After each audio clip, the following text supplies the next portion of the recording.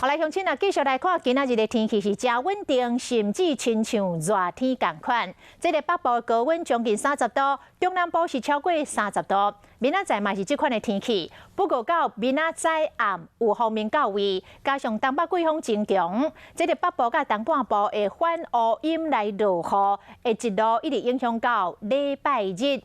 另外，这个菲律宾海峡的热带性低气压对台湾的影响并无大，所以这个中南部欠水的问题，短时间内恐惊也是无解。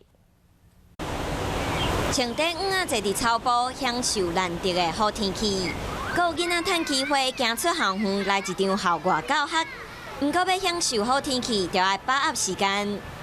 天气上的转变的时间点，主要是落在明天的晚上开始。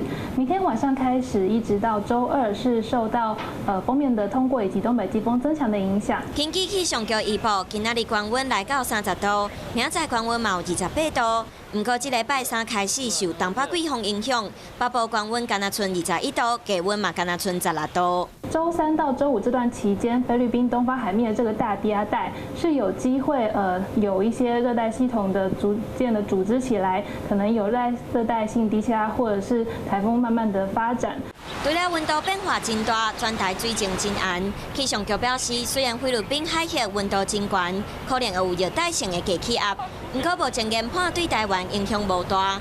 未来一礼拜，台湾主要落雨也是伫风头面的北部、东北部地区，东南部伫风尾面，天气变化无大。预报员指出，台湾自秋冬一直到春天落雨的几率拢会较低，是中南部的大水期。若是想要落雨，恐惊要是要等梅雨季或者是风台季，才会当真正解除可换。